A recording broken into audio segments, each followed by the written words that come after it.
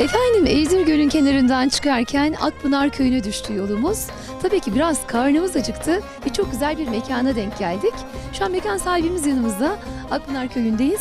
Akpınar Köyü'nü de soracağız ama önce bir sizi tanıyalım efendim. Tabii ki. Ben Hüseyin Kartal.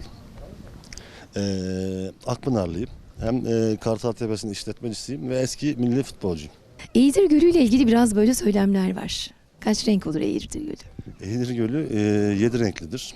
Çok arada çıkar, böyle rüzgarlı dalgalı havalarda çıkar. İçinde cevher vardı, biz de çözemedik yani ama görsel açısından da hem kuş baktığınız zaman dikkat ederseniz de çok da harika bir görüntüsü var.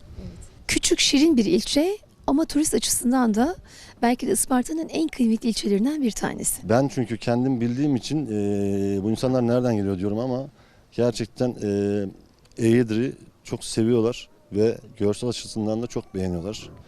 Onun için de yazın sadece bu, kış turizminde Allah nasip ederse her dönem artarak gidiyor. Eğirdir büyük bir ilçe, görsel bir ilçe olacağına inanıyorum yani. Ya şimdi biz burada mutfakta çalışanlarla beraber, yani çok biz aşçı değil, hep ev hanımı çalışıyor burada. Ben Eğirdir'den çıktım, Eğirdir'den yetiştim. 16-17 yaşında Sidespor'a transfer oldum. Sidespor'dan Ankara Gücü'ne transfer oldum. Süper Lig dönemim 20 yaşında başladı. Yaklaşık 12-13 sene profesyonel futbol hayatım devam etti. Onların içerisinde de milli kategorilerin hepsinde bulundum. Yani en büyük zirve zaten A milli takım. Dünya üçüncülüğü kadrosunda bulundum. Ve Ümit Milli, A2 Milli derken sonuçta futbol acayip bir spordur. Sakatlandım, bırakmak zorunda kaldım. Biraz erken oldu ama böyle bir yer kazandırdım. Ne kadar güzel. Yani daha böyle yine milli formaya giydim ama burada da Eğirdir'i temsil ettiğimi düşünüyorum. Akpınar Köyü'nden biraz bahsedelim istiyorum. Akpınar'da kaç kişi yaşar? Buranın geçim kaynağı nedir efendim? Akpınar gördüğünüz gibi zirvede bir yer. Şöyle bir şey var, Türkiye'nin 6.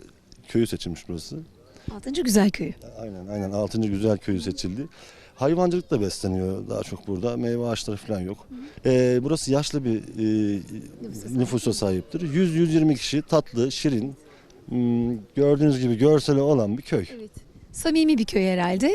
Ama ben o köyde böyle bir yaşlı amcamızın, yaşlı teyzemizin bir eve konuk olmak istiyorum. Bizi kabul ederler mi böyle gitsek çat kapı?